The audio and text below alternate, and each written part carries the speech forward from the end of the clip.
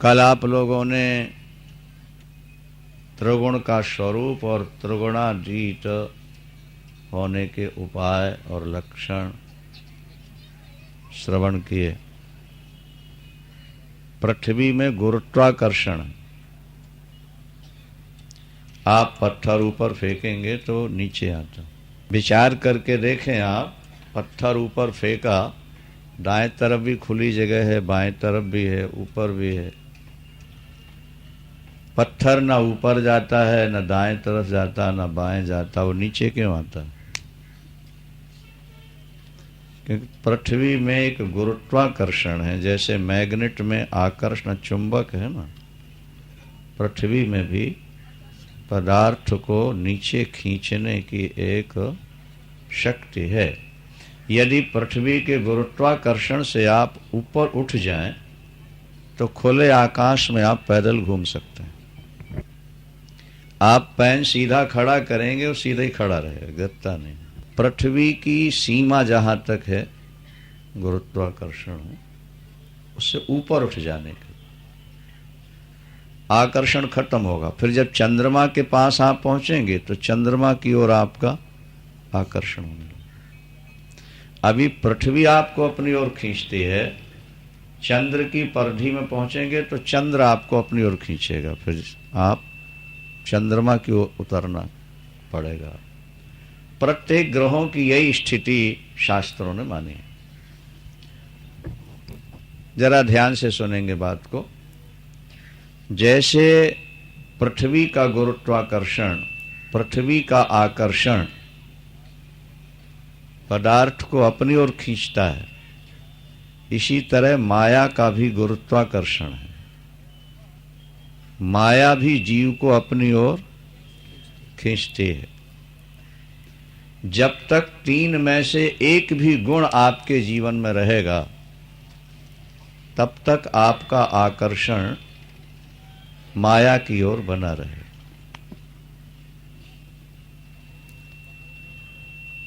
तमोगुण में ज्यादा आकर्षण है, रजोगुण में उससे कम है, और सत्वगुण में उससे भी कम हो जाता है। और सत्वगुण को पार कर गए तो स्वरूप स्थिति है, अपने स्वरूप में परमात्मा के धाम में आना। इस त्रिगुण से अपने को पार होने के दो उपाय, विचार या भक्ति।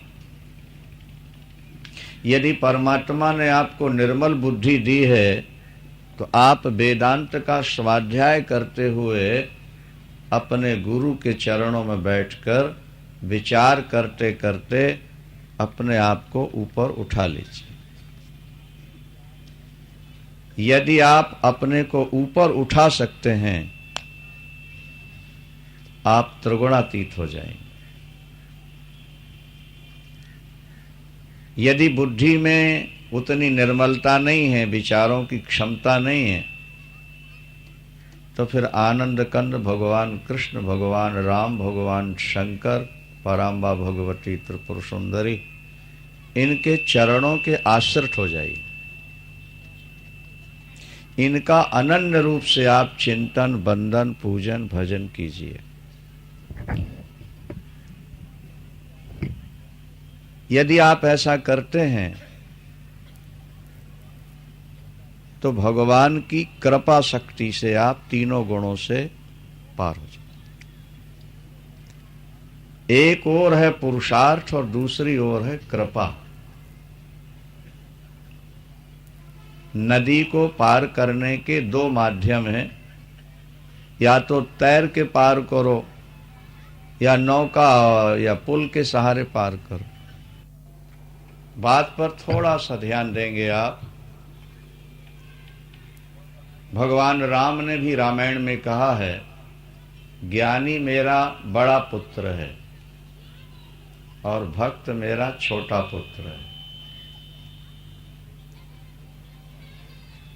कुंभ के मेले में पिता दोनों पुत्रों को लेकर जा रहा है, एक छोटा है और दूसरा बड़ा है। बड़े ने पिता की अंगुली पकड़ ली और छोटे को पिता ने कांधे पर बैठा लिया और भीड़ भाड़ में मेला देखने घुस गए। अब धक्के किसको लगेंगे? अंगुली छूट भी सकती है, लेकिन जो कांधे पर बैठा है वो धक्कों से भी बच गया और आराम से मेला देख रहा। भगवान कहते हैं मोरे प्रौढ़ तनय सम ज्ञानी,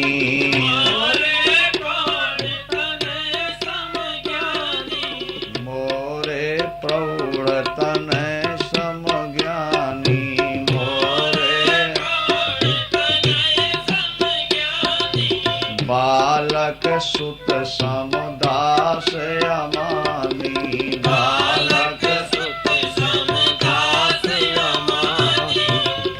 विचार पंडित मोहि भजहि, हस विचार पंडित मोहि भजहि, और पायउ ज्ञान भगति नहीं तजहि, पायउ ज्ञान भगति नहीं तजहि, जनहि मोर बल निज बलताहि, जनहि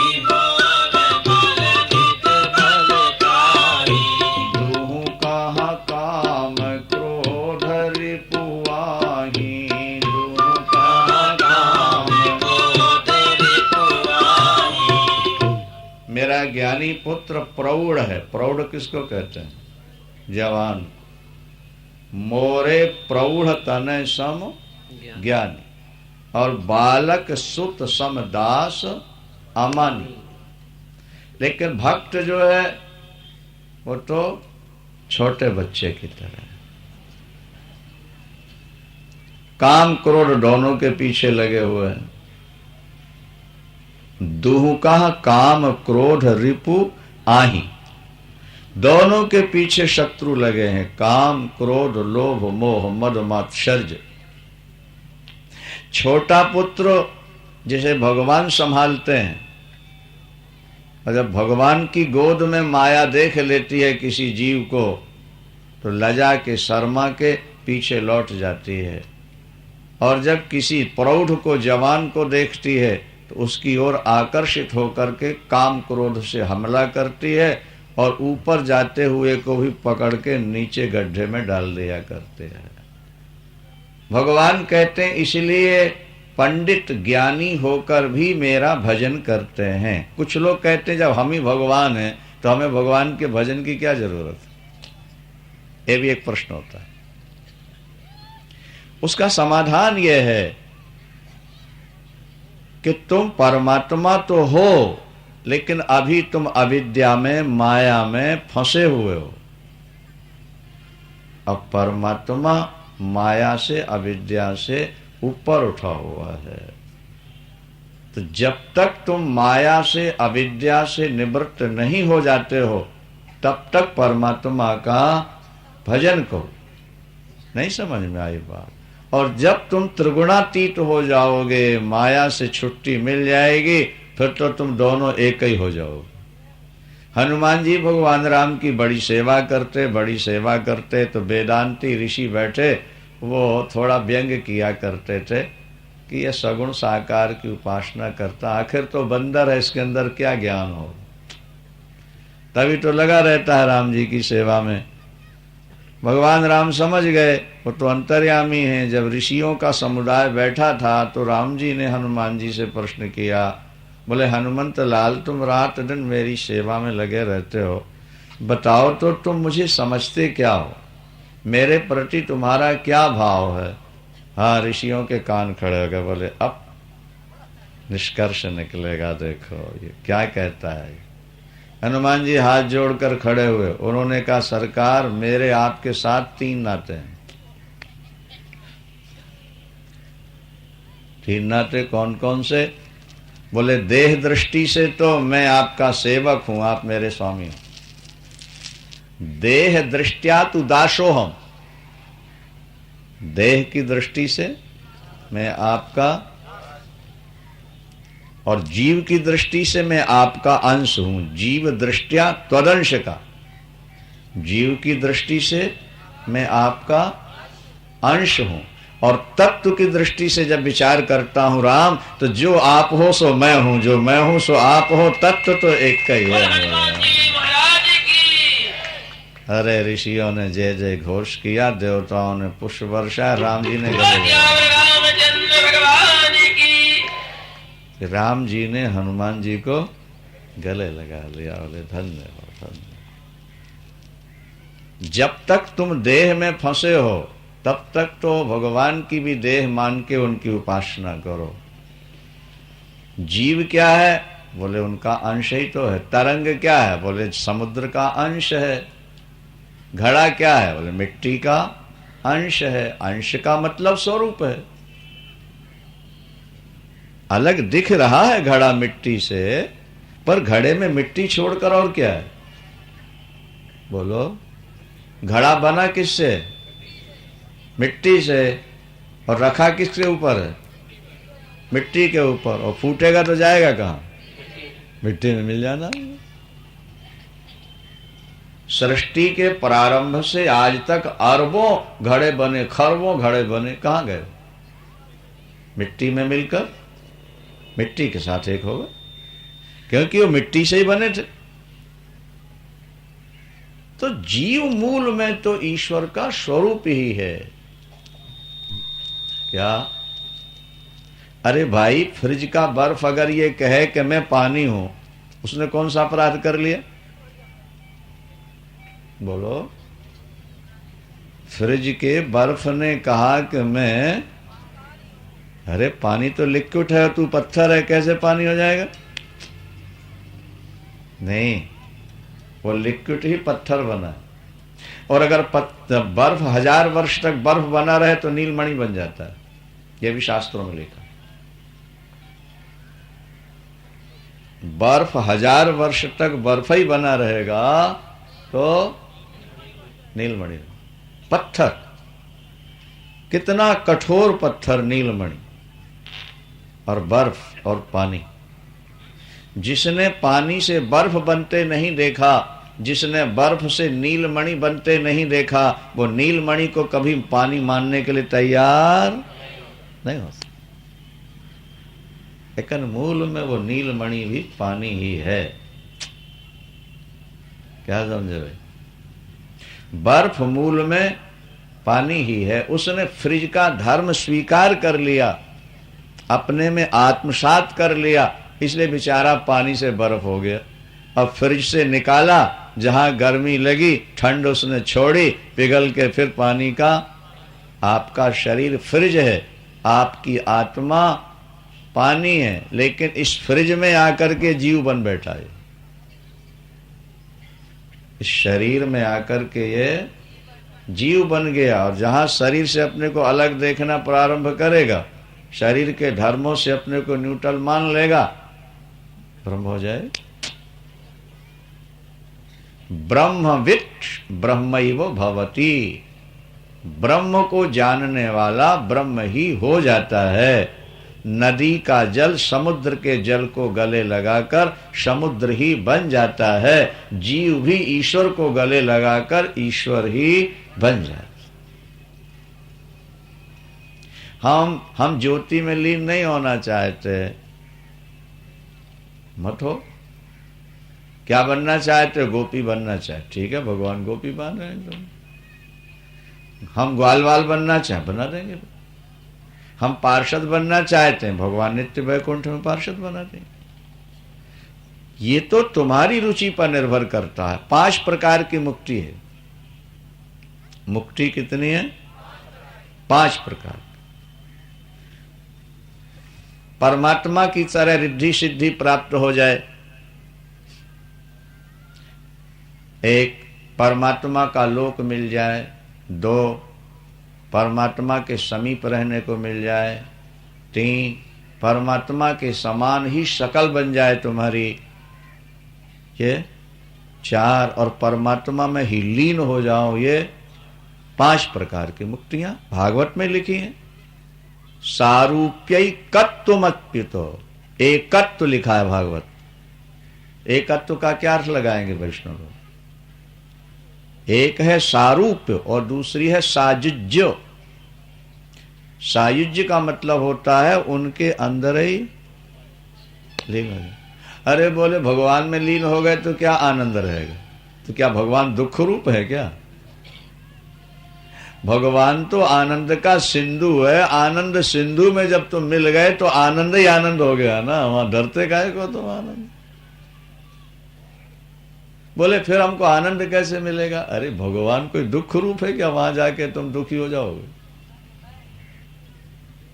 प्यार का लक्षण यह है कि दो एक बनना चाहते हैं, मजबूरी है कि एक बन नहीं पाते। किसी से तुम्हारा प्यार होगा, वो दूर खड़ा है तो तुम बुला के गले लगाते हो उसको। इसका मतलब क्या हुआ कि दो एक होना चाहते हैं, हो नहीं पाते हमेशा के लिए कि ये मजबूरी है, लेकिन चाहते हैं कि हम दोनों।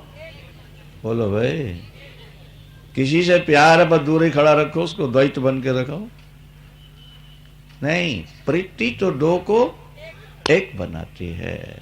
नदी का जल दौड़ रहा है, कहां जा रहा है? बोले समुद्र से मिलने के लिए।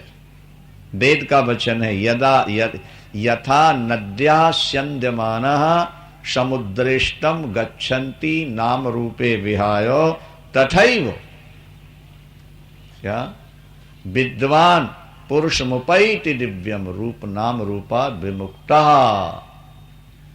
परम पुरुषमुपैति दिव्यम। वेद का वचन, वेद का वचन है। जैसे नदी दौड़ती जा रही है, गंगोत्री में गंगा गंगा, प्रयाग हरिद्वार में गंगा गंगा, क्या भाई, और हावड़ा में गंगा गंगा, लेकिन गंगा सागर में जब जाके मिल गई तो आगे फिर क्या है? फिर गंगा है कि सागर है? बोला करो भाई। जैसे गंगा का जल सागर में मिल करके सागर हो गया, इसी तरह जीव ईश्वर से मिलकर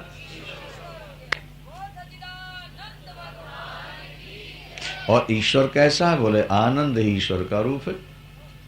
जो आनंद सिंधु सुख राशि,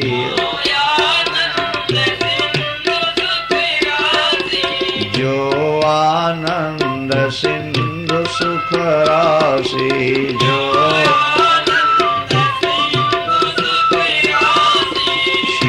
करते त्रैलोक सुपासी, करते सो सुख धाम राम असनामा, सो सुख अखिल लोकदायक विश्रामा, अखिल लोकदायक। वैष्णवों ने जीवों को भगवान से जोड़ दिया, लगा दिया, बहुत अच्छी बात है। लेकिन जब वो मुक्ति की निंदा करते हैं तो बात कुछ समझ में नहीं आती है अपने को। क्या परमात्मा को प्राप्त कर। अरे भाई, एक दीपक जल रहा है और दीपक की ज्योति सूर्य के प्रकाश में मिलने से डरती है, इसका मतलब कि वो प्रकाश ही नहीं है जो प्रकाश से मिलने में डर रही है। बोलो भाई, क्या एक दीपक की ज्योति अपने को ज्योति माने और ज्योति से मिलने में डरे, एक जल अपने को जल माने और समुद्र से मिलने में डरे, ये बात कुछ समझ में नहीं आती। हाँ, ये तो भागवत में और ग्रंथों में लिखा है कि अगर तुम नित्य गोपी बन के रहना चाहते हो तो ठाकुर तुम्हें गोपी बना के रखेगा। तुम ग्वालवाल बन के रहना चाहते हो तो ग्वालवाल बना के रखेंगे। आप साकेत जाना चाहते हो तो राम जी का रूप पाके साकेत पहुंच जाओगे। आप गोलोक जाना जाकी रही भावना जैसी, प्रभु मूर्ति देखी तिन तैसी, प्रभु भागवत का एक श्लोक है, यद यद धियात उर्गाय विभावयन्ति। परमात्मा का स्वरूप कैसा? बोले भक्त ने सोचा जैसे। आपको आगे स्वरूप मिलेगा कैसा? बोले आपने सोचा जैसा। अगर किसी आत्म जीव को नारी का चोला मिला है, इसका मतलब है कि जब वो पुरुष थी तो नारी का ही चिंतन करती रही, इसलिए उसको नारी का चोला मिल गया। आज कोई पुरुष बना है, संभव पहले जन्म में नारी रहा हो और नारी बनकर पुरुष का ही चिंतन करते रहे हो, पुरुष बन। कोई आज कुत्ता बना है, उसने अपने कुत्ते से बहुत प्यार किया होगा, इसलिए कुत्ता बन गया है। क्या समझ में आई बात? जड़ भरत ने मृग से बहुत ज्यादा प्यार किया, इसलिए उनको मृग बनना पड़ा। क्या समझ में आई? भगवान से हम किस रूप में मिलना चाहते हैं, जो आपकी भावना है उसके आधार पर भगवान आपको मिल। अब आप निर्णय कर लो हमें किस रूप में मिलना, लेकिन त्रिगुणातीत तो होना ही पड़ेगा। भक्त बनने के लिए भी बोलो, क्योंकि वैष्णवों के यहां लिखा है कि जब यहां से विमान आया यहां से ले जाने के लिए, तो रास्ते में एक बिरजा नदी पड़ती है, बिरजा नदी। उसमें जब उसको स्नान कराया जाता है तो उसका सूक्ष्म शरीर वहां छूट जाता है, सूक्ष्म शरीर उसका छूट जाता है। फिर वहां उसको पार्षद शरीर मिल जाता है और उससे वो सगुण साकार रूप से भगवान का। भागवत का श्लोक है, देहेन्द्रिया सुहीनानाम वैकुंठ पूर्वासिनम। वैकुंठ में रहने वालों के प्राण नहीं होते, इंद्रियां नहीं होती, देह नहीं होती। तो प्राण और इंद्रियों को तो सूक्ष्म शरीर कहते हैं, वो वहां नहीं रहता। तो बोले बिना प्राण बिना इंद्रियों के, बोले केवल आत्मा आनंद रूप होता है। शरीर चाहिए तो भगवान जैसे अपना दिव्य शरीर बनाए हुए हैं, इसी तरह अपने पार्षदों का दिव्य रूप बना देते हैं। मुक्ति चाहिए तो ज्योति ज्योति में लीन कर। वो आपकी इच्छा पर निर्भर करता है कि आप परमात्मा के पास किस रूप से पहुंचना चाहते। क्या समझो? 5 प्रकार की मुक्ति भागवत में लिखी है। कपिल जी ने माता को, अब वैष्णवों से पूछो कि 5वीं मुक्ति कौन सी है, नहीं बताएंगे। वृंदावन। अब 15वें अध्याय की व्याख्या करते हैं, उसे ध्यान से आप श्रवण करेंगे। ऊर्ध्व मूल मध शाखा अश्वत्थम प्राहुरव्ययम छंदांसी यश पर्णानि यष्टम वेद सा वेद विच्छ। वही वेदों का ज्ञाता है जो संसार के मूल रूप को समझ लेता है। संसार ये वृक्ष है, पीपल का वृक्ष है। संसार में पीपल का वृक्ष नीचे से ऊपर की ओर उठता है और ये संसार रूपी वृक्ष ऊपर से नीचे की ओर आया, ऊपर से। क्यों? मूल कहते हैं जड़ को, तो जड़ से ही तो वृक्ष उठता है ना। तो संसार रूपी पीपल के पेड़ का मूल क्या है, जड़ क्या है? विष्णु नारायण, वो हो गए ऊपर। ऊर्ध्व मूलम, इसका मूल जो है वो नहीं समझ में आ रहा। अधः शाखा, और नीचे उसकी शाखा है, माने उससे नीचे ब्रह्मा हुए, और ब्रह्मा के बाद फिर त्रिगुण सृष्टि चल करके ये संसार बन गया। तो ये पीपल के पेड़ से इसको उपमित किया संसार को। गुण ऊर्ध्व मूल मध शाखा अश्वत्थम प्राहुरव्ययम, ये अव्यय है, चलता रहता है हमेशा। और इसके पत्ते क्या है? बोले वेद। संसार रूपी वृक्ष के पत्ते क्या है? अरे वृक्ष में पत्ते ना हो तो ठूठा पेड़ बहुत सुंदर सुशोभित नहीं होता। बोले अगर वेद ना होते, नहीं यज्ञ यागादि पूजा पाठ ना होता, तो ये संसार सूखे पेड़ के समान होता। वेद रूपी पत्तों से वृक्ष की शोभा है।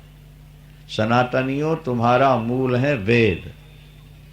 भगवान को भी छोड़ना पड़े तो छोड़ देना, लेकिन वेद की आज्ञा का उल्लंघन नहीं करना।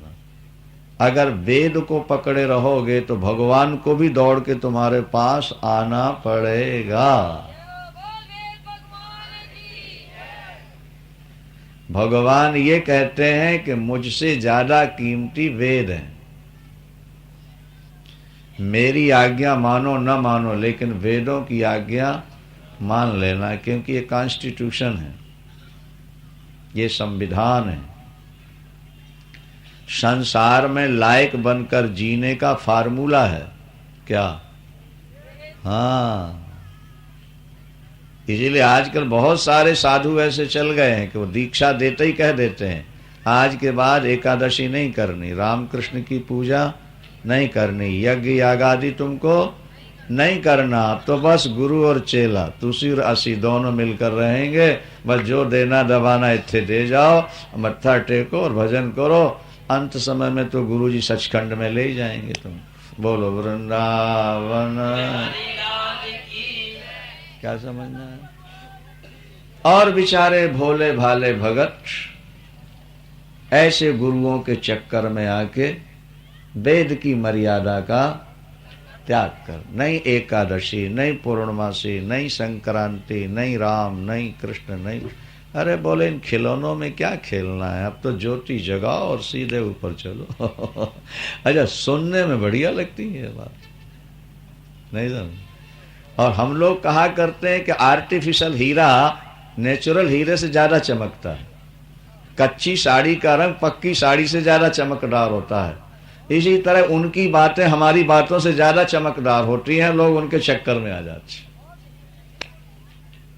क्या समझे? इतो भ्रष्टा ततो भ्रष्टा, वो यहां से भी गए और वहां से भी। वेद की मर्यादा नहीं छोड़ेंगे। कब तक? जब तक घर न छूट जाए, जब तक काम क्रोध लोभ मोह न छूट जाए, तब तक हम अपनी वैदिक मर्यादा का त्याग नहीं करेंगे। स्वधर्मे निधनं श्रेयः। एक हमारा चेला हमारे पास आया, बोले गुरुजी अमुक जगह बड़े सिद्ध गुरु मिल गए हमको। हमने कहा कैसे हैं? बोले सबके यहाँ खाते हैं, सब कुछ खाते हैं। क्या समझे? और सारी पूजा छोड़ा देते हैं और ब्रह्म को लखा देते हैं। हमने कहा ऐसा भगवान हमको नहीं चाहिए। नहीं समझ में आई बात? अगर वेद के विरुद्ध ऐसा भगवान मिलता भी है तो हमको नहीं चाहिए। तुम जाओ और उन्हीं के यहाँ खाओ और उन्हीं के तलवे चाटो और ज्ञानी बन के बैठ जाओ। क्या समझे? हमारे लिए वेद की मर्यादा, सनातन धर्म की मर्यादा सर्वोपरि। अपने देश की रक्षा करो, अपने धर्म की रक्षा करो। धर्म की रक्षा करना ये परम कर्तव्य है। जिसने अपने धर्म का ध्यान नहीं दिया वो भगवान का प्रेमी हो ही नहीं सकता है। धर्म ऊंचा। क्या समझ में आई बात? सबसे ऊंचा। भगवान का अवतार भी धर्म की रक्षा के लिए होता है। धर्म संस्थापनार्थाय संभवामि। धर्म की रक्षा भगवान के अवतार का मूल उद्देश्य है। और सनातनस्तम धर्म गोप्ता, ये गीता में कही दिया गया, आप तो सनातन धर्म के रक्षक हो। मर्यादा का अतिक्रमण कब हो? बोले जब अपने आप को भूल जाओ, जब 24 घंटे परमात्मा के चिंतन में डूब जाओ, फिर मर्यादा अगर खंडित होती है तो पाप नहीं लगेगा। एक महात्मा बड़े भावुक थे महाराज, भगवान कृष्ण के चिंतन में डूबे रहते थे। और एक महिला अपने को यशोदा मानती थी और अपने लाला को कृष्ण मानती थी। वो भी बड़ी भावुक थी। और वो अपने लाला को गोद में बैठाल के बड़ी सुंदर खीर बना के चम्मच से बेटे को खीर खिला रही थी या हाथ से लेके मुंह में देती थी। अब शास्त्र की दृष्टि से वो खीर जूठी हो गई। और आजकल तो जूठा कुछ रह नहीं गया ना। शास्त्र की दृष्टि से वो संत निकल रहे थे। उन्होंने कहा माई थोड़ा सा। माई ने उसके हाथ पर, पड़ोसन बैठी थी, बोले रे बाबा कितना लालची है ये, अब बच्चे की जूठी खीर खा गया। वैसे हम लोग देते हैं तो नहीं खाता है, ये ढोंगी है।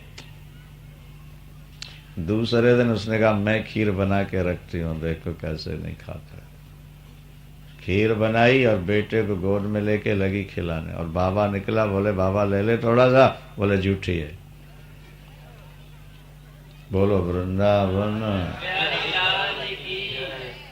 खीर सनातन धर्म किसी का जूठा खाने का आदेश, जो सबका जूठा खाएंगे कुत्ता जरूर बनेंगे एक बार। उच्छिष्ट भोजनो श्वाना, मैं नहीं कह रहा है, शास्त्र कहते उच्छिष्ट भोजनो श्वाना। जूठा खाना है तो अपने माता का, पिता का, पति का, गुरु का, संत का, वो ठीक है। चाहे जिसका जूठा खाना शास्त्र आज्ञा, बहुत ज्यादा प्यार है तो बेटे का जूठा खा लो, और जोरू के गुलाम हो तो श्रीमती का जूठा खा लो। आजकल तो खाते ही खाते हैं, नहीं खाना चाहिए। अच्छा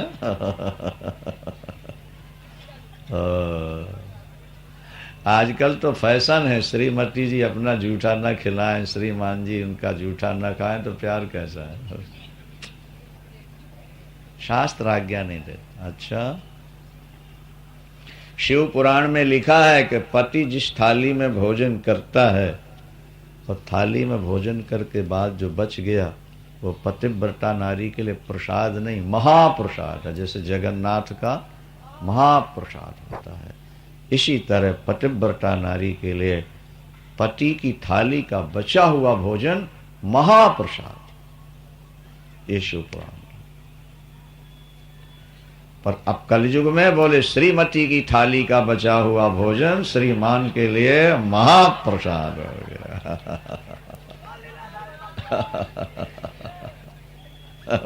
कलयुग में सब कुछ उल्टा हो जाए। श्रीमती जी ने गिलास लिया, आधा पानी पिया, जो बचा श्रीमान जी बड़े स्वाद से पीते हैं, श्रीमती का प्रसाद है। अष्टु बीच में बात चल गई, बोल दिया। ये शास्त्रों में जो लिखा वो हम बता रहे, आज क्या हो रहा वो आप जाओ। उस संत ने कहा माई ये खीर, अरे बोले ढोंगी बाबा, कल तूने उसके बेटे की जूठी नहीं खाई? उसने कहा माई बात तेरे समझ में नहीं आई। कैसे नहीं आई समझ में? चल उसके गए, पूछा कल तेरे बेटे की जूठी इसने खाई थी खीर के नहीं? माई ने कहा मुझको पता नहीं। क्यों? बोले मैं तो यशोदा बन के बैठी थी और अपने लाला को मैं भगवान कृष्ण मानकर खिला रही थी, और उस समय कौन आया और कौन प्रसाद ले गया ये मुझे पता ही नहीं था। संत ने कहा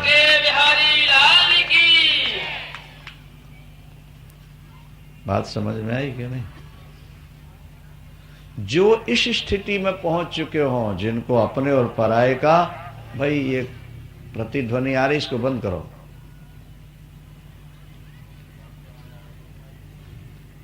दोबारा टकराने लगी आवाज। श्रीमन नारायण नारायण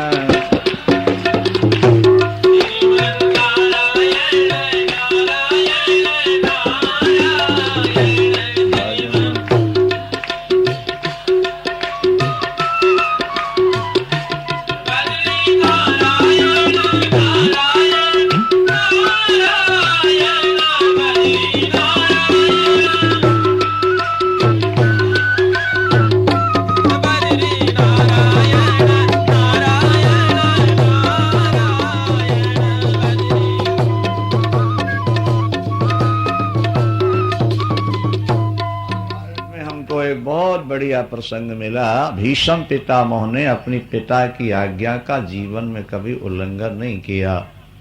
वे बराबर पिता की आज्ञा के पालन में ही तत्पर रहे। ध्यान से सुने बात को। शांतनु की मृत्यु के बाद जब एक दिन वो अपने पिता का श्राद्ध करने बैठे, महाभारत में लिखा, तो श्राद्ध करने जब बैठे तो पिता शांतनु का हाथ निकल आए।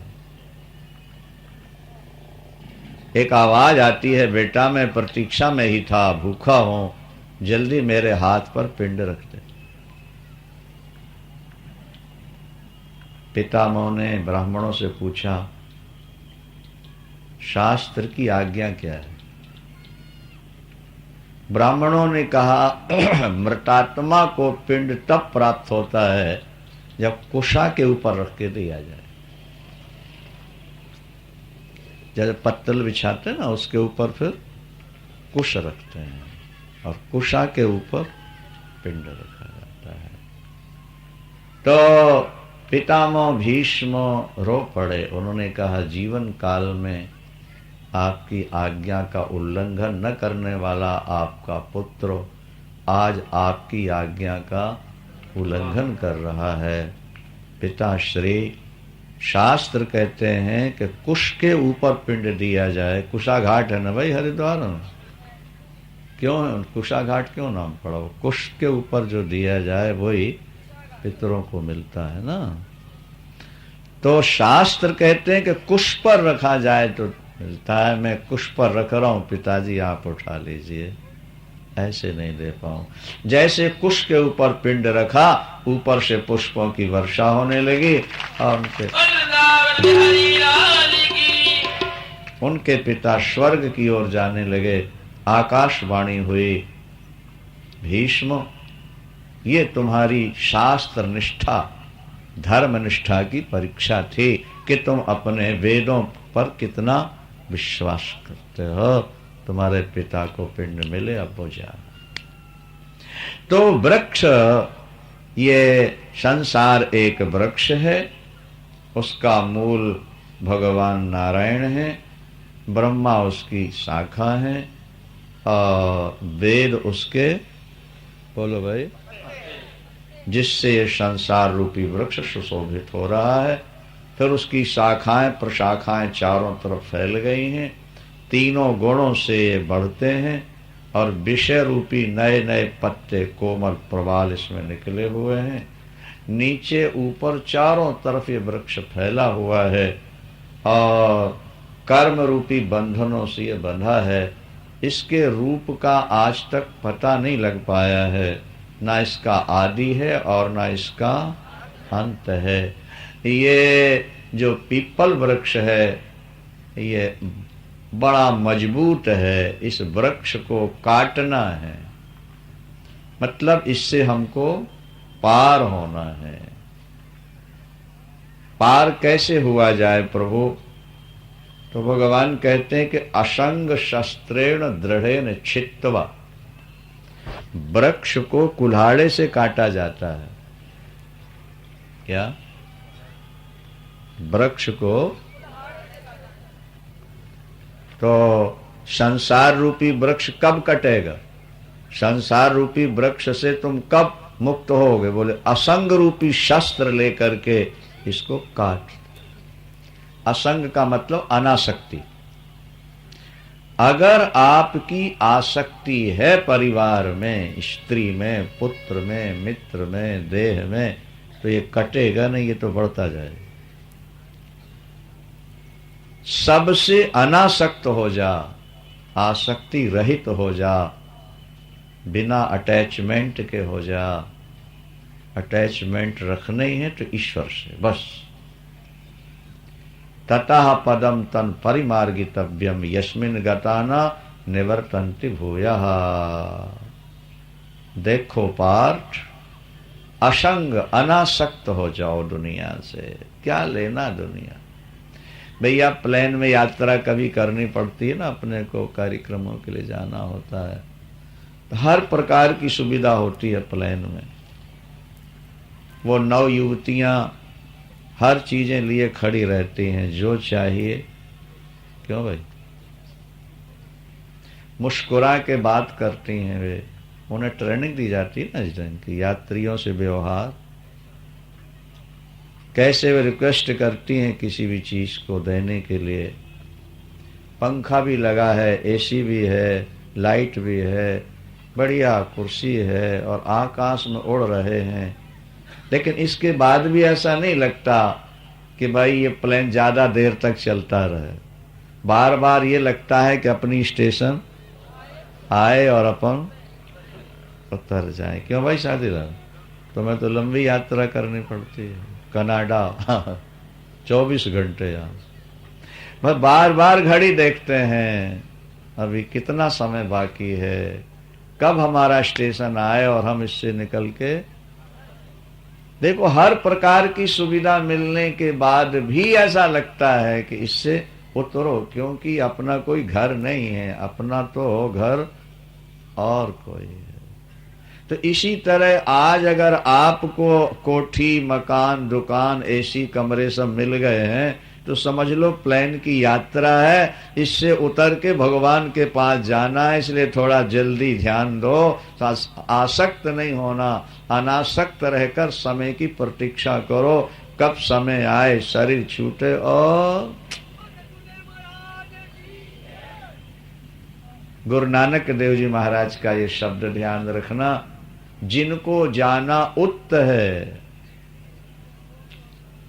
पंजाबी भाई समझ रहे होंगे नहीं क्या? जिनको जाना उत्त है, वे क्यों लोड़े इत्त, जैसे पर घर पाहुना रहे उठाए चित्त। अच्छा, आपकी बेटी का ससुर आ गया आपके घर, आप पलकों में उसको बैठालते हो क्या? इनकी सेवा में कोई, और नहीं तो हमारी बेटी को तकलीफ हो सकती है। शाह जी ये लो, शाह जी ये लो, शाह जी ये लो, आगे पीछे लो। लेकिन शाह जी को मालूम है ये 4 दिन का सम्मान है, अंत में तो अपनी झोपड़ी है भैया, अपना घर ही है क्या? और हमारे यहाँ तो जो लड़के ससुराल में रहकर खुश होना चाहते हैं उनके लिए एक बड़ी अच्छी बात लिखी शास्त्र में। क्या? ससुराल सुख की सार। क्या बोलो? ससुराल सुख की सार, जो रहे दिना 2-4। ससुराल सुख की जो रहे दिना 2, और रहे मास पखवारा तो खुरपी लेके छोले चारा। बोलो वृंदावन बिहारी लाल की। क्या भाई? ससुराल सुख की सार है, अगर दिन 2-4 दिन वहां रहे तो, और वहीं डेरा जमा लिया तो फिर तो नौकर बन के यहाँ चलो वहां चलो, स्कूटर उठाओ, मेरे को वहां जाना है, मेरे को वहां, बेचारा दामान लिए ससुर को साले को डोल रहा है। बोलो वृंदावन। ससुराल सुख की सार है, लेकिन 2-4 दिन रहना हो तो। क्या भाई समझ आ रहा ना? बेटे की ससुराल बहुत अच्छी है, लेकिन दिन 2 दिन के लिए जाना हो और वहीं डेरा जमा के बैठ जाओ तो छोलो चारा जाकर, बैठो दुकान में जाकर। गुरु नानक देव जी महाराज का कहना है, अगर कोई परौना, कोई आपका रिश्तेदार आपके घर आया है, आप उसका बहुत सम्मान करते हैं, लेकिन आपका सम्मान पाके वो अपना घर नहीं भूलता। उसको मालूम है कि आखिर गुजारा तो अपने, बोलो भाई, घर में ही होना है, इसलिए वो सम्मान पाकर भी वहां रमता नहीं, आसक्त नहीं हो। अच्छा साहब जी अब चलेंगे, क्या कहता है? अब चलेंगे, अब चलें। क्या हमारी सेवा में कोई कमी है? क्या हमसे कोई गलती हो गई कि आप अभी कल ही आए और आज जाना चाहे? नहीं नहीं नहीं, आपने तो बड़ी सेवा की हमारी, हम कभी भूलेंगे नहीं आपकी सेवा। फिर आप क्यों जा रहे हैं? बोले काम है, जरूरी है, जाना है। मतलब कहने का ये कि वो फॉर्मेलिटी के रूप में कुछ भी ऊपर से कह रहा है, लेकिन अंदर से समझ रहा है कि ससुराल में समझाने में, ज्यादा दिन रहने में वो इज्जत नहीं रह जाएगी, वो प्यार नहीं रहेगा, वो सेवा सुख नहीं मिल सकता। तो गुरु नानक देव जी महाराज का कथन ये है कि ये दुनिया भी तुम्हारी ससुराल है, तुम थोड़े दिन के लिए आए हो, थोड़े दिन रहोगे तो सुख पाओगे, ज्यादा फंसोगे तो बोलो खुरपी लेकर चारी छोड़ना पड़ेगा। जिंदगी संसार में कुछ रखा नहीं है। भगवान की क्या जिनको जाना उत्त है वे क्यों लोड़े इत, जैसे पर घर पाहुना रहे उठाए चित्त। असंग शस्त्रेण दृढ़ेन छित्वा ततः पदम तत्परिमार्गितव्यम। जब तुम संसार से असक्त हो जाओगे तो फिर तुम्हारा ढूंढना प्रारंभ हो जाएगा, ईश्वर को पाने का प्रयत्न शुरू हो जाएगा। संसार से अनासक्त हुए और ईश्वर की दौड़ प्रारंभ। एक व्यक्ति पहले सत्संग में नहीं आते थे, अब ज्यादा आने लगे। क्या बात है? बोले श्रीमती जी ऊपर चली गई। बोलो वृंदावन बिहारी। मन रमाने वाली चली गई तो चलो सत्संग में मन रमाएंगे, और सत्संग में आने लगे तो आते आते ईश्वर से प्यार हो गया। बोलो भाई ठीक है गलत है? जहां घर की आसक्ति कम हुई, घर में प्यार कम मिला, ईश्वर की ओर बढ़े, ईश्वर से प्यार हुआ, बेड़ा पार हो गया।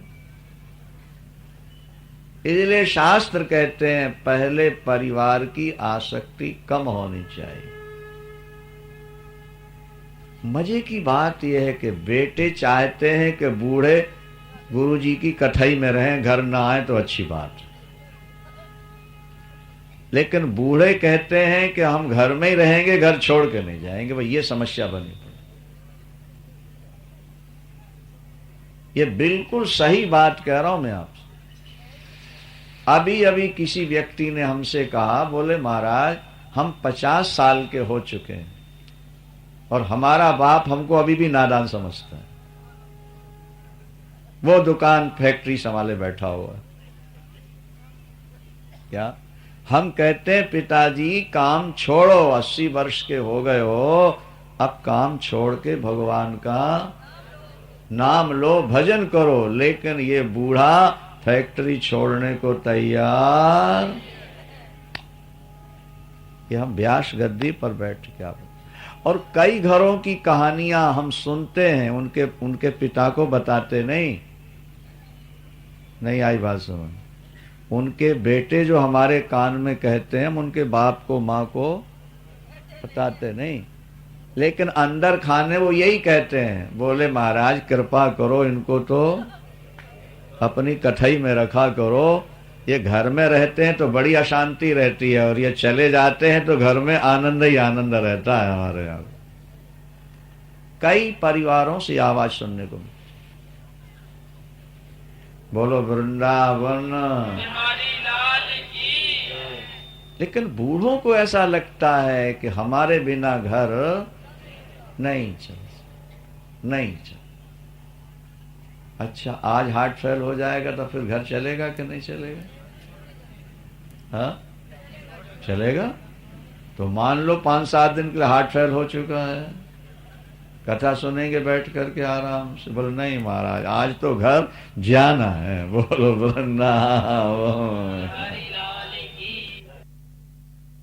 चाहिए तो ये था कि कथा में गए पिता को अगर पुत्र फोन करके बुलाए भी नहीं तो पिता को ये जवाब देना चाहिए था कि बेटा अब तो हमारा अंतिम समय है, नहीं हम नहीं रहेंगे तब तो घर का काम चलाओगे चलेगा, अब हमसे थोड़ा नाता कम करो, अब स्वयं चलाओ, हम कथा सुन करके फिर आ जाएंगे, सलाह लोगे दे देंगे। चाहिए तो ये था, लेकिन हो गया उल्टा कि बेटे कहते हैं पापा वहीं रह के सुनो, और पापा कह रहे हैं हम शाम को आ रहे हैं। बोलो वृंदावन। उल्टा हो गया नहीं हुआ। असंग शस्त्रेण दृढ़ेन छित्वा, यहां लिखा है तुम्हारे हाथ में कुल्हाड़ा होना चाहिए। कौन सा कुल्हाड़ा? बोले वैराग्य रूपी कुल्हाड़ा। असंग का मतलब बोलो। क्योंकि जब तक वैराग्य नहीं होगा तब तक ईश्वर की खोज प्रारंभ हो ही नहीं सकती। उसके बाद खोजो, तथा पदम तत् परिमार्गितव्यम। फिर उस मार्ग को खोजो अर्जुन, जहां जाके जीव वापिस यस्मिन गता न निवर्तन्ति, फिर लौट के नहीं आता, जन्म मरण के चक्कर से छुट्टी पा जाता है। उस परम पुरुष की शरण में जाओ जिसके द्वारा ये संसार बना है। उस मार्ग को कैसे खोजा जाए? बहुत अच्छा श्लोक है, 5वां श्लोक। पूरी गीता तुम सुन रहे हो, गत वर्ष भी सुनी, अब भी सुन रहे हो। एक श्लोक खाली मन में बैठा लो गीता का, कल्याण में तुम्हारे कोई संदेह नहीं रहेगा, मुक्ति में कोई। यह श्लोक देखो, गीता साथ रखा करो। क्या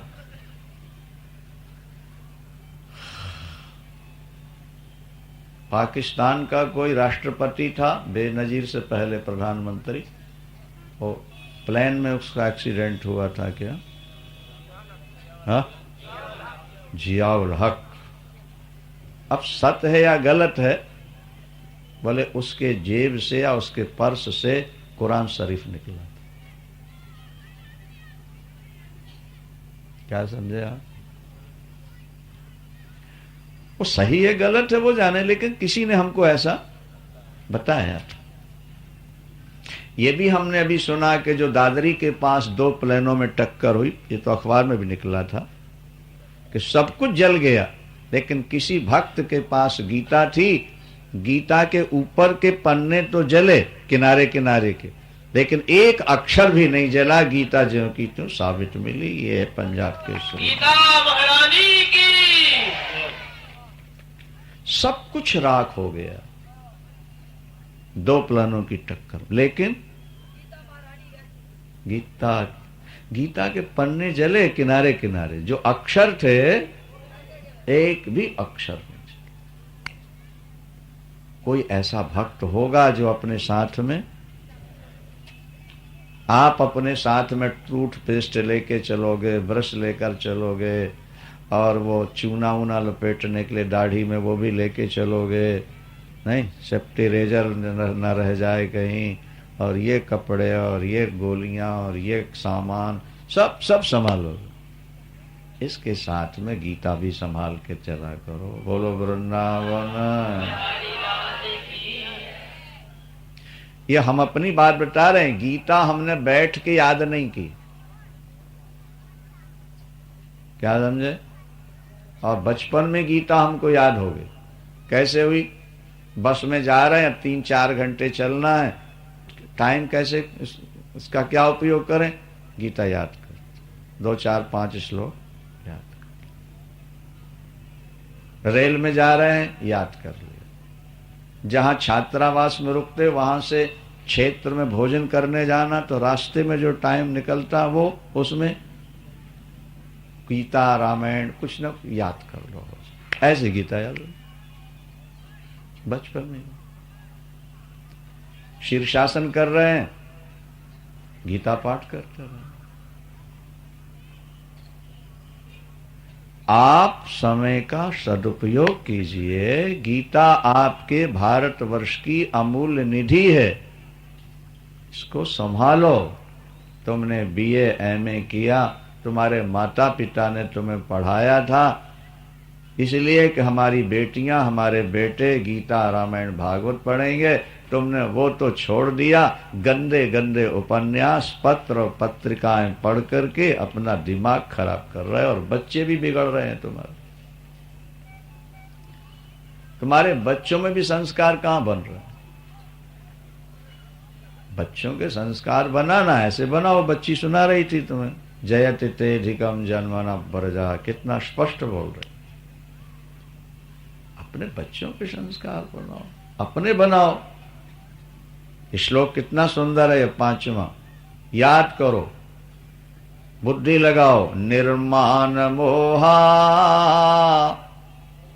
निर्माण मोहा जित संग दोषा, अध्यात्म नित्या विनिवृत कामा, द्वंद्वैर्विमुक्ता सुख दुख संगैर्, गच्छन्त्यमूढ़ा पदमव्ययम् तत्। अर्जुन, हमने तुमसे कहा संसार वृक्ष को काटना है। संसार वृक्ष कैसे कटेगा? वैराग रूपी कुल्हाड़े से। क्या? और जब वैराग जाग जाएगा, संसार की आसक्ति कम होगी, तो उस पद की खोज प्रारंभ होगी जहां से हम, बोलो, हाँ, उस पद की खोज के लिए कौन से रास्ते से चलें कि वो पद मिल जाए? शॉर्टकट रास्ता बता दो ठाकुर कि जहां वो पद मिल जाए। भगवान ने कहा ये 5वां श्लोक। कौन सा श्लोक है भाई? 5वां है ना? निर्माण और निर्मोह, इन्हीं दोनों से तरफ लगाना पड़ेगा। निर्माण मोहा, अगर तुम उस पद को पाना चाहते हो तो संसार से मान नहीं चाहना किसी से, कोई मेरा मान करे। इस शरीर से बन सके हम दूसरों को मान दे दें, लेकिन इस हड्डी चमड़ी लहू मांस के ढेर का कोई मान करे, ऐसी इच्छा नहीं। क्या भाई? इच्छा नहीं रखना। निर्माण निर्मोहा, किसी से मान नहीं चाहे। आप अमानी होए रहे और देत और को मान। अगर आप दुनिया से मान चाहते हो तो पहले दुनिया का मान करना सीखो। जो तुम दोगे वही तुम्हें मिलेगा। किसान खेत को जो देता है वही किसान को मिलता है।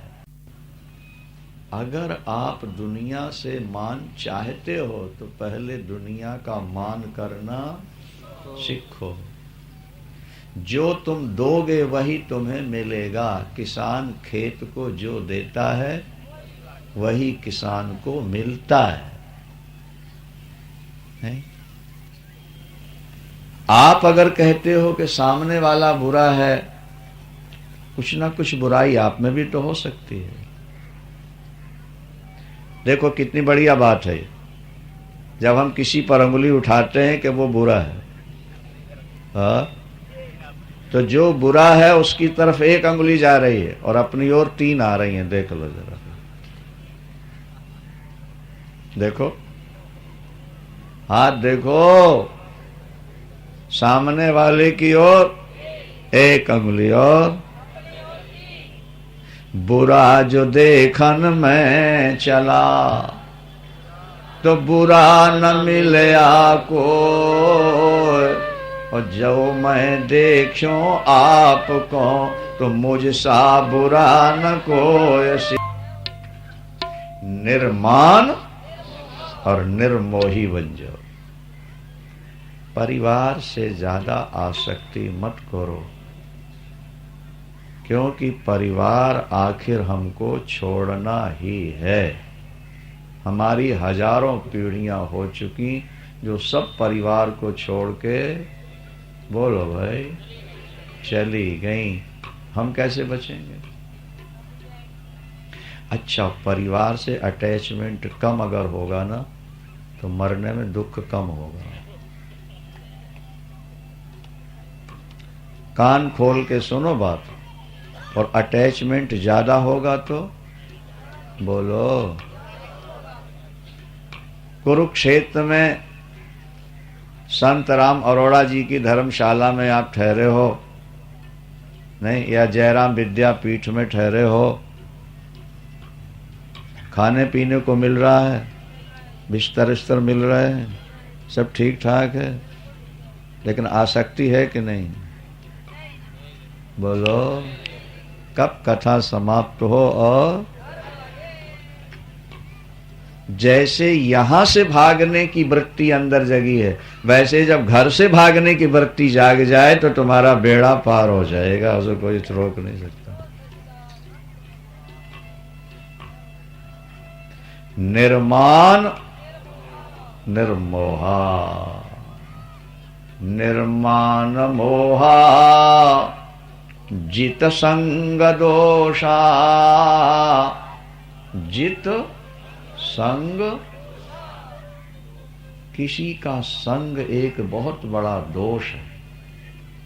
संसारियों का संग जो है ना, जहर है, जहर। इसलिए माता मदालसा ने अपने बेटे से कहा था कि बेटा, संग किसी भी प्रकार का बुरा है, अच्छा है, पर बिना संग के न रह सको तो केवल सत्संग में ही रहना, कुसंग में नहीं। जित संग, क्योंकि संग से दोष आते हैं व्यक्ति में। निर्माण मोहा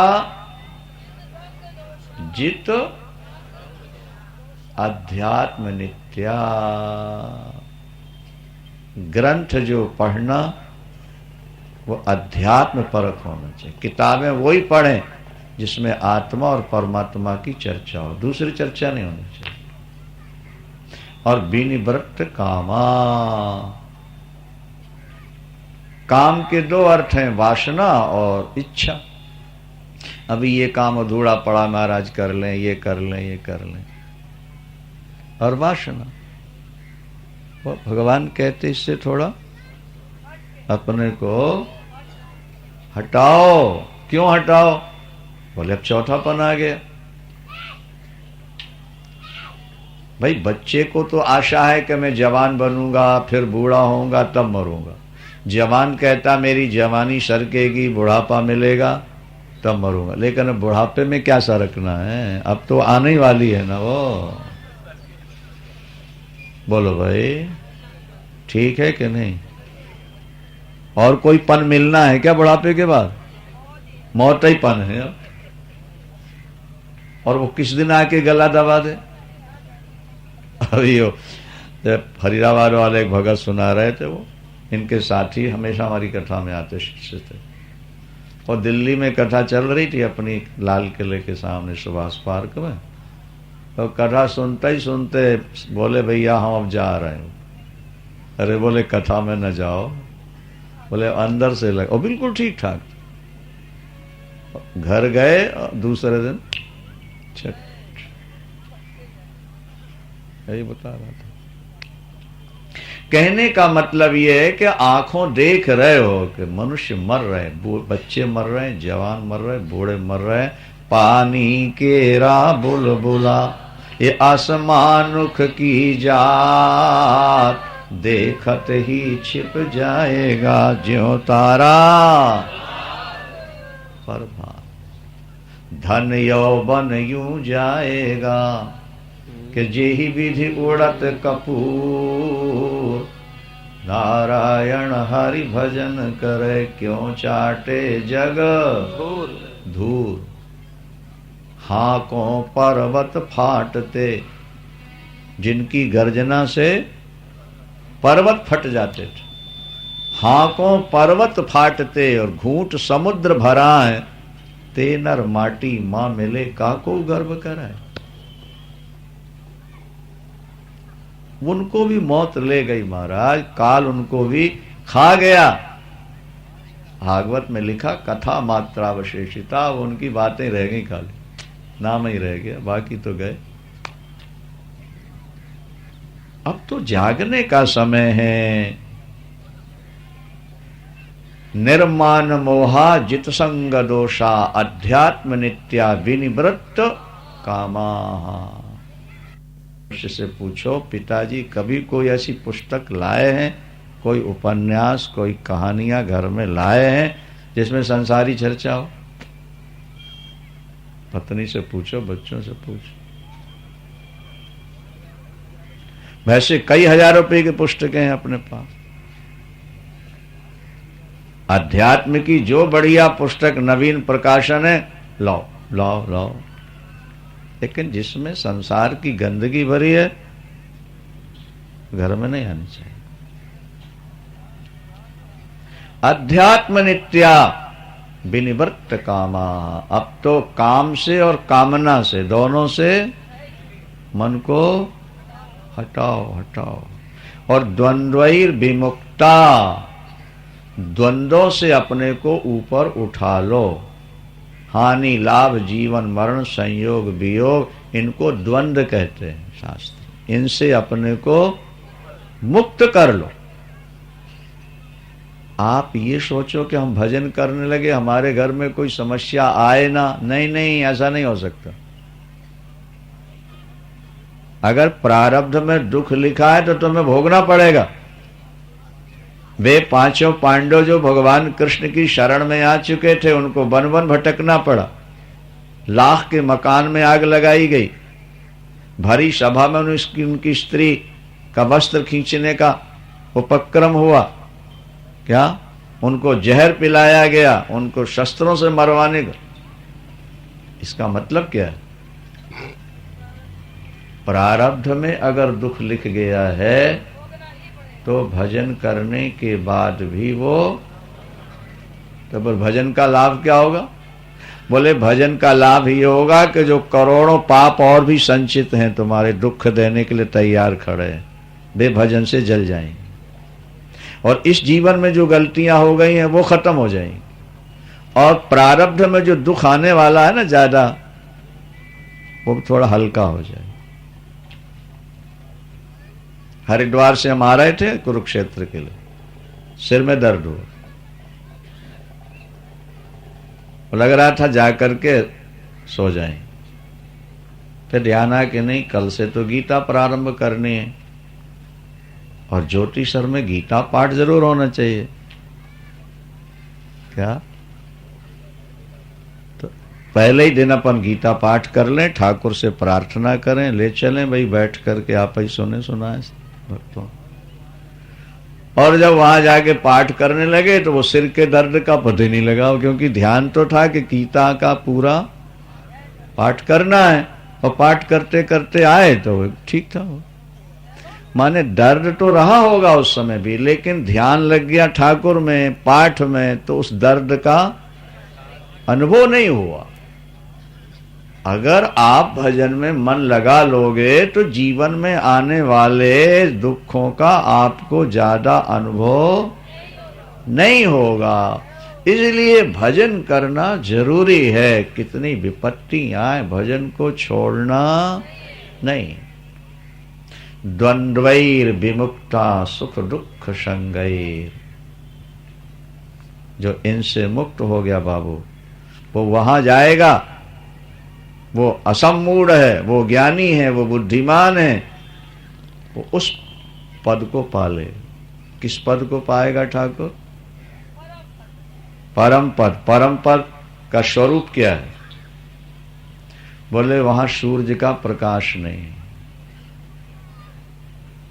जो मेरा वैकुंठ पद है उसमें सूरज का, तो फिर अंधेला ही होगा। बोले रात होती नहीं। बोलो वृंदावन। वहां चांद नहीं है तो गर्मी बहुत होगी। बोले गर्मी होती नहीं। वहां आग नहीं है तो रोटी कैसे पकाएंगे? बोले भूख लगती नहीं वहां। बोलो वृंदावन। नहीं आई बात समझ। श्लोक देखो, न तद भाषयते सूर्यो न शशांको न पावका। पावक माने अग्नि। वहां अग्नि नहीं है भाई। क्यों? बोले जरूरत ही नहीं।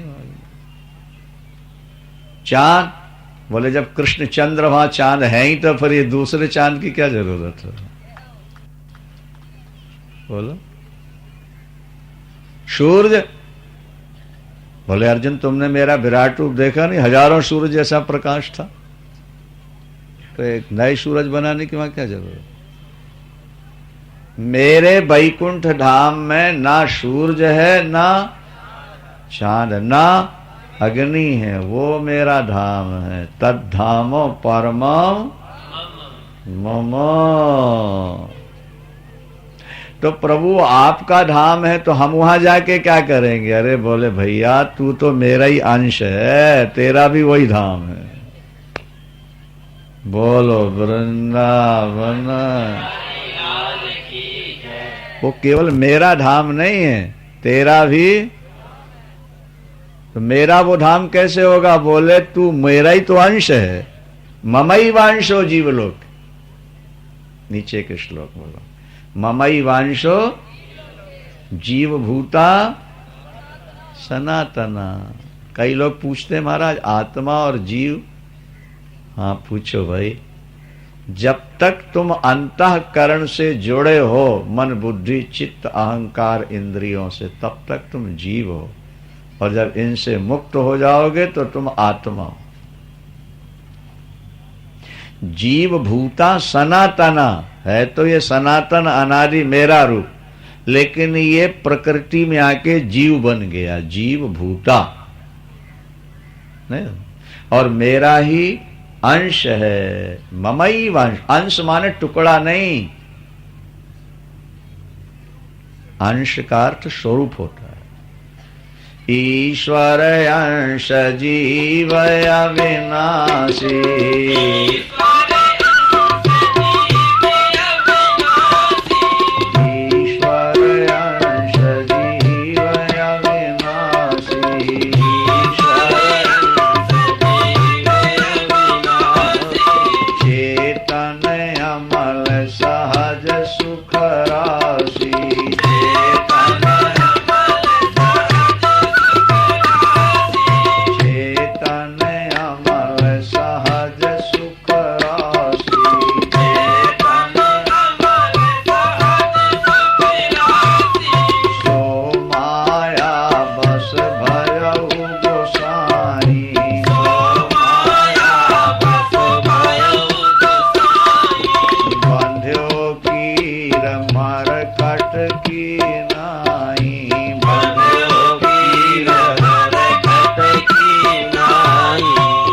बंध गया क्या? और अपने आप बंध गया। दूसरे लोग इसका अर्थ करते हैं कि भगवान, जीव भगवान का अंश है, माने उसका टुकड़ा है।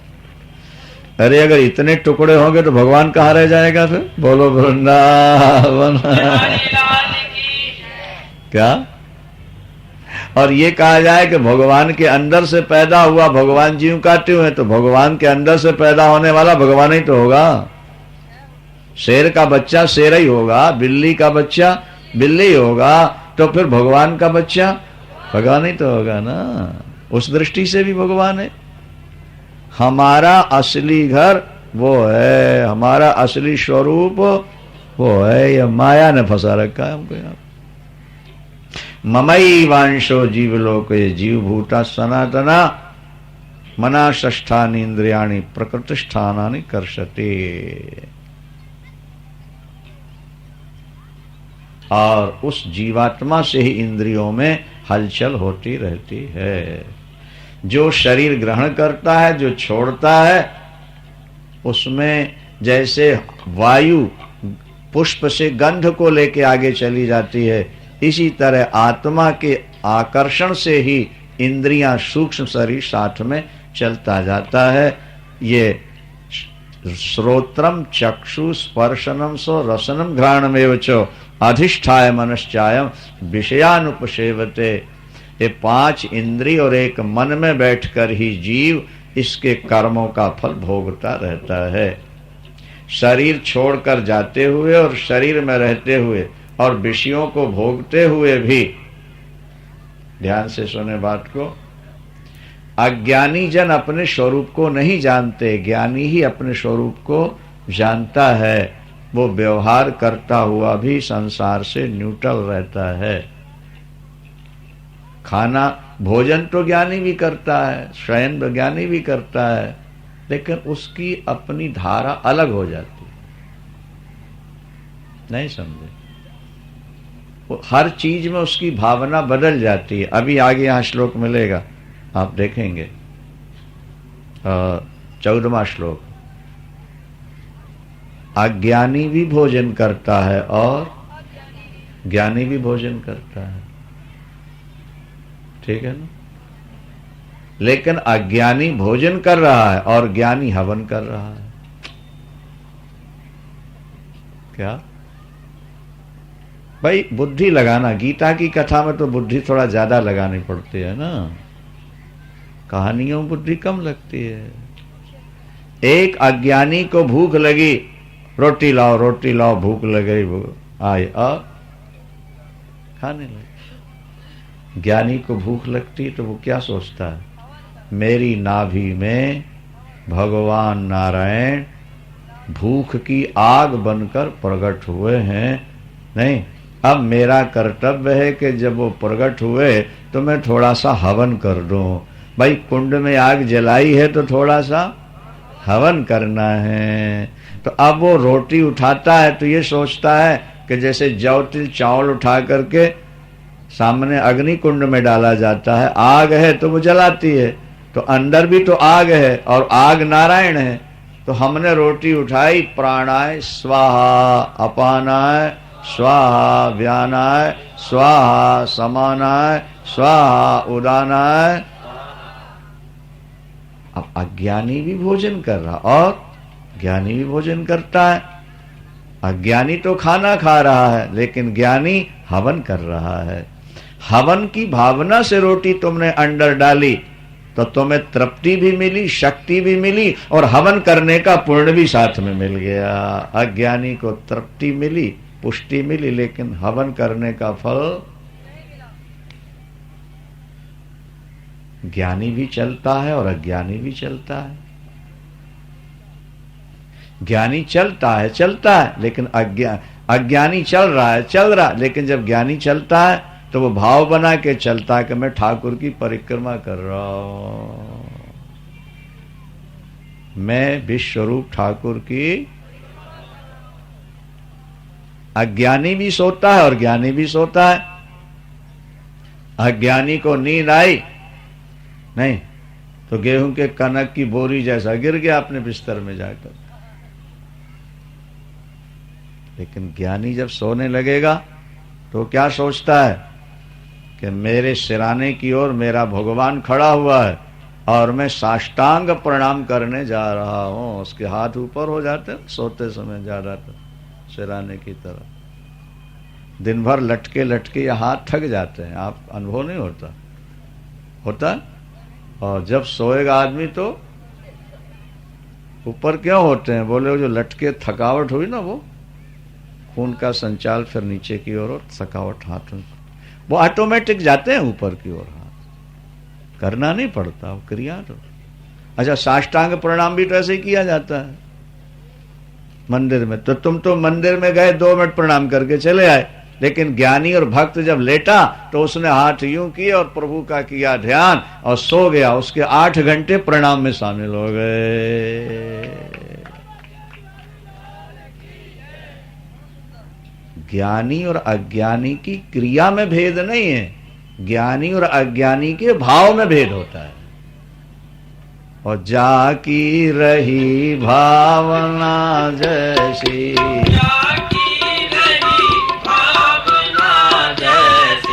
प्रभु मूरत देखी तिन तैसी।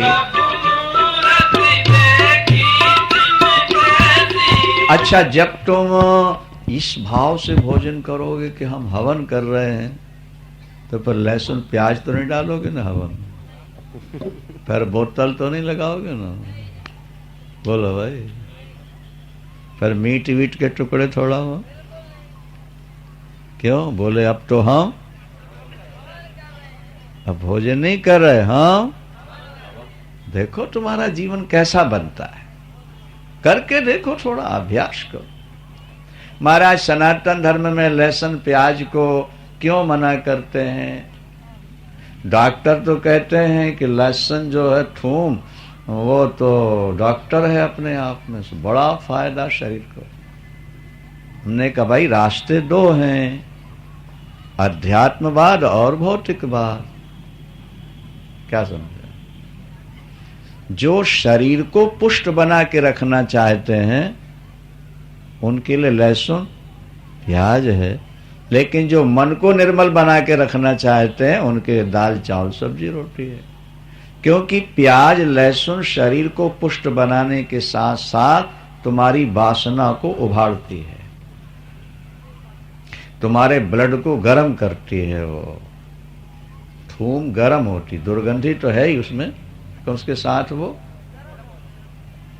बचपन में हम देखते थे गांव देहात में जिन बच्चों को ज्यादा सर्दी होती थी ना, उनकी माताएं थूम के जो दाने दाने हैं ना, वो एक धागे में पुरो के उसके गले में बांध देती थी। और अभी भी आप बांध के देख लो, बच्चे के बहुत सर्दी लगती हो, सर्दी के दिन उसके गले में बांध दो, उसको सर्दी नहीं लगेगी। बात समझने की कोशिश करो जरा। जब गले में लहसुन बांधने से क्या बच्चे पर सर्दी का असर नहीं होता, इसका मतलब कि वो बहुत ज्यादा गर्म है। तो जब बाहर की गर्मी से सर्दी भाग जाती है, खून गर्म हो जाता है, तो पेट में रख लेंगे तो खून कितना गर्म नहीं होगा। और जब ब्लड गर्म होगा तो वासना जागेगी। शराबी व्यक्ति जो होता है ना, वो सुंदरी का सेवक भी होता है। जो शराब ज्यादा पीता है वो भोगी जरूर होता है, क्योंकि शराब ब्लड को गर्म करती है, और जब ब्लड में गर्मी आती है और दिमाग में कमजोरी आती है तो वासना एकदम उभरती है, और फिर वो व्यक्ति आउट ऑफ कंट्रोल हो जाता है। उस समय जैसा चाहो उससे करा लो, तो करने को तैयार। हमारे अध्यात्म में ये कहा गया कि जिन वस्तुओं से ब्लड में बहुत ज्यादा गर्मी होती हो, दिमाग में परेशानी होती हो, वासना जागती हो, उन चीजों का सेवन। बात समझ में आ रही है आपके, नहीं आ रही? जोर से बोलो वृंदावन। क्योंकि जब वासना अंदर जागेगी तो फिर साधना कैसे होगी? फिर तो मन वासना की ओर दौड़ जाएगा। तो फिर कौन सी चीज खाएं पिए महाराज कि जिसमें वासना भी ज्यादा न जागे, क्या आउट ऑफ कंट्रोल ना हो वासना हमारी? तो 17वें अध्याय में शाम को चर्चा करके बताएंगे क्या खाना चाहिए। भगवान ने जो बताया वो आपको सुनाए, ठीक है ना? बोलो वृंदावन। इसलिए ये देखो, यतंतो योगनश्चैनम पश्यन्त्यात्मन्यवस्थितम यतंतोपकृतात्मानो नैनम पश्यन्त चेतसः।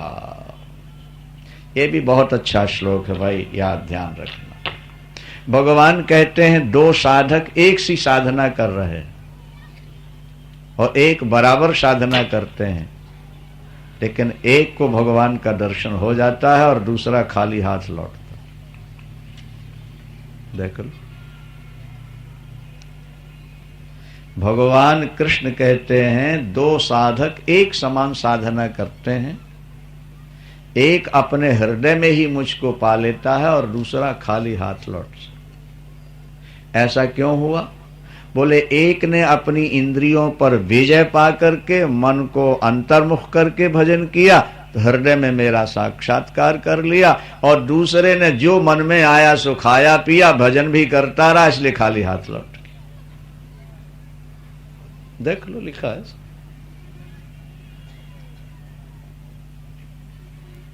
फिर दोहराता हूं अर्जुन, सुन लो, सूर्य में जो प्रकाश है वो मेरा है। सारे जगत को प्रकाशित करने वाले सूर्य में प्रकाश, यदादित्य गतम तेजो जगत भास, यच्चंद्रमसि यच्चाग्नौ, चंद्रमा में और अग्नि में जो दाहकता और शीतलता है वो, और ये पृथ्वी के अंदर भी मैं घुसा हुआ हूं। क्या नहीं समझा? अच्छा, मिट्टी का ढेला पानी में डालें तो ऊपर रहेगा कि नीचे जाएगा? और ये पृथ्वी जल के ऊपर है, मिट्टी से 10 गुना ज्यादा जल है, और ये पृथ्वी जल के ऊपर है ना, तो डूबती क्यों नहीं है? जब मिट्टी का ढेला डूबता है तो ये पृथ्वी का ढेला क्यों नहीं डूब रहा? भगवान कहते हैं मैं इसके अंदर नीचे से उठाए हुए हूं अपनी शक्ति के द्वारा, इसलिए पृथ्वी ऊपर जल में तैर रही है, डूब नहीं पा रही। ये लिखा है, देख लो, पढ़। ये चंद्रमा बोले मैं ही इसके अंदर अमृत बन के बरसता हूं, इसलिए अनाज में बीज पड़ जाता है। जिसमें चंद्रमा की किरण नहीं पड़ेगी वो बीज पुष्ट नहीं होता। मैं ही चंद्र में घुस करके अपना अमृत वर्षा के अन्न को पुष्ट करता हूं, जिसको खा के जीव जीवित रहे। अन्न भी मैं ही हूं, इसलिए भोजन की निंदा नहीं करनी चाहिए। अन्नम ब्रह्मो, वेद में लिखा, अन्न जो है वो ब्रह्म।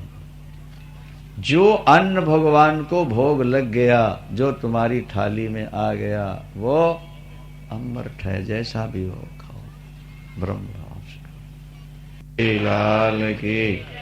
इस वर्ष भी एक चमत्कार यहाँ हुआ है, सब लोगों को जानकारी नहीं है, कुछ लोग जानते हैं, आपको सुना दें। ये परसों की घटना है। ये लोग सब मिलकर के संत राम अरोड़ा जी की धर्मशाला के आंगन में कीर्तन कर रहे थे। तारागण खिले हुए थे, चांद निकला हुआ था, और ये कनाडा वाले भी बैठे थे और लोग भी थे। एक छोटी सी बादल की टुकड़ी आती है और बाहर जो कारें खड़ी उस पर भी बाहर पानी की बूंद नहीं थी। जहां लोग नाच रहे थे वहीं पर वो अमृत की वर्षा हो रही थी।